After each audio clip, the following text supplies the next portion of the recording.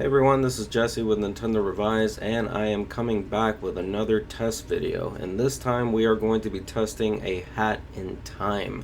Now the version number on the cartridge is version 1.0.1. The revision number on the back of the card is revision 000, and the patch that is available is to version 1.0.4. But as I do with all my tests, we are running this particular test without the patch, so we're running it on version 1.0.1. Now, when starting this game, I'll be honest, I went in with very low expectations. Now, the reason why is because I actually played this game unpatched before. I would like to go into a little bit of a story, and then we'll go into the test proper. Originally, I moved into a new home, which is the current home I'm living in, and at the time there was no internet service in this particular neighborhood. So when I moved, I started a new game, A Hat in Time. Now during that particular playthrough, I specifically remember reaching an area that actually bugged out, and it was so bugged out that I was unable to continue progress at that time. Now I don't remember the specifics of the bug, unfortunately, so I can't give those details at this time, but what I do remember is that I thought at the time that the bug was game breaking because I was unable to continue. Now with this in the back of my mind, I honestly expected the worst when I went into this test. So how did this test go?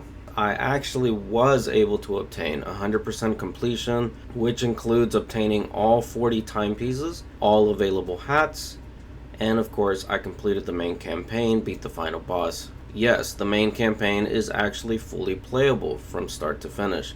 This game does have its issues, but thankfully nothing game breaking. So that's the good news.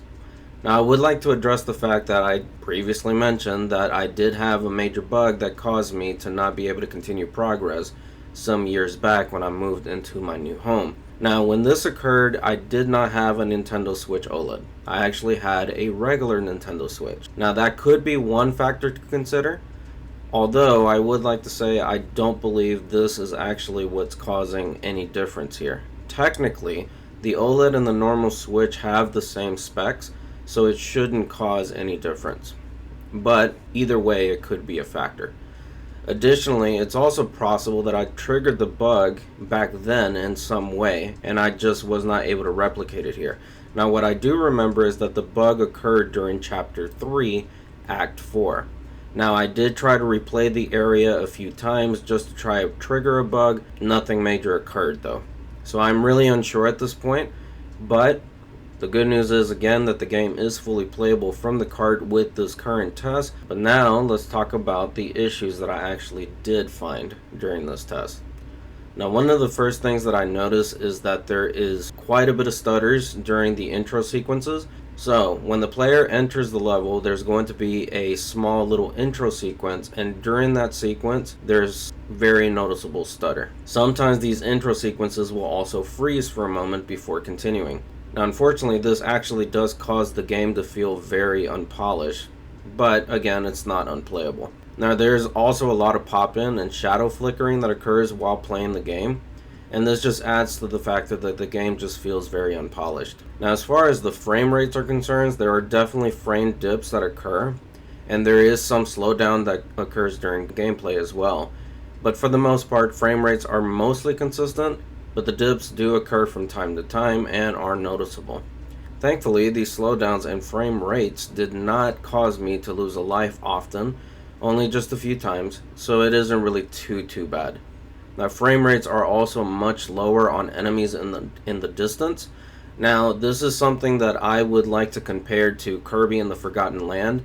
If you've played that game, if you look at an enemy that's quite a bit of distance away from the player, that particular enemy could run at a much lower frame rate, and that's what happens here in A Hat in Time.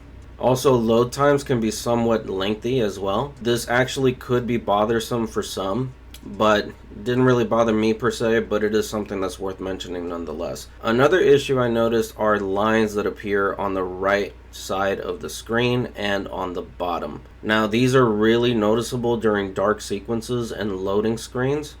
It's as if the game isn't perfectly centered on the screen, Keep in mind that this empty space doesn't actually affect gameplay in any way, but it is a bit distracting nonetheless, especially once I noticed it. Now, I did try to look through some settings to see if I could potentially fix the issue, but there are no settings that could alter the screen in any particular way. So unfortunately, this is just something I had to get used to. Now, the last issue I noticed is related to the home attack. Home attack is very similar to, say, the 3D Sonic the Hedgehog games, where Sonic actually can home attack an enemy. Now, in order to perform this move, the player must be in the air and then press Y toward an enemy, and unfortunately this is very finicky. Now, sometimes it would work with no issues, and other times it just felt that the attack just would not respond when I wanted it to. I died several times because of this very issue.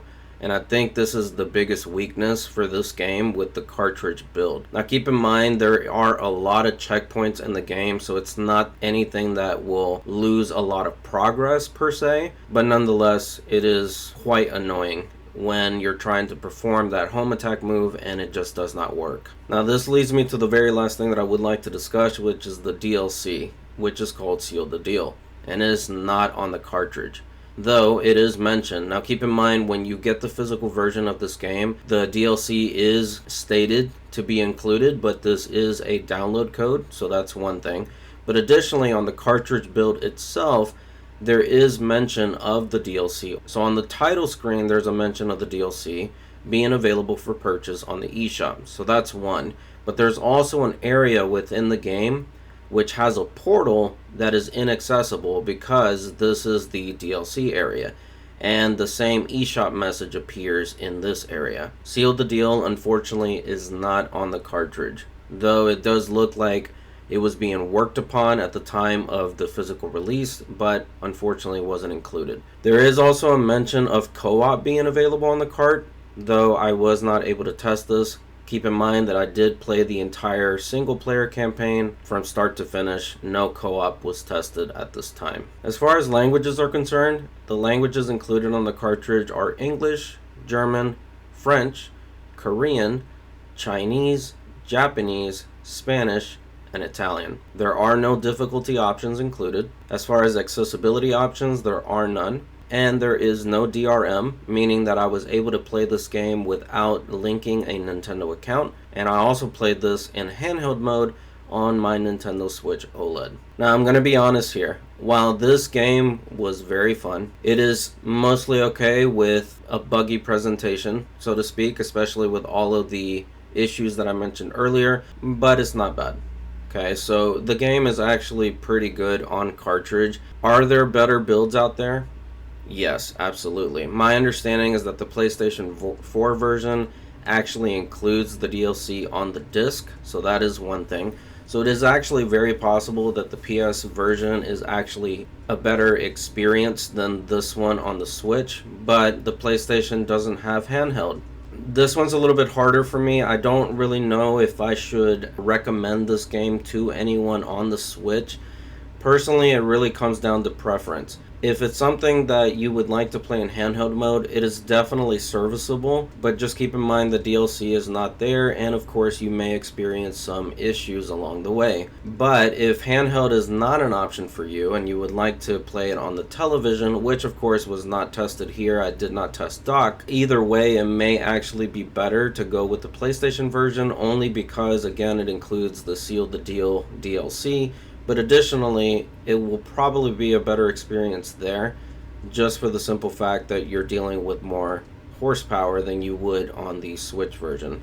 I personally went into this thinking the worst. Like I said at the beginning, I went in with very low expectations. Thankfully, I came out of it relatively unscathed, meaning that I am going to keep the cartridge. It is not as bad as I once thought it was, thankfully. But is there a better build out there? Likely, yes, and it's likely the PlayStation 4 version. Anyway, that is my test of A Hat in Time for the Nintendo Switch. If you have any questions at all regarding this test, please let me know in the comment section below, and I'd be happy to respond. And again, this has been Jesse with Nintendo Revised, out.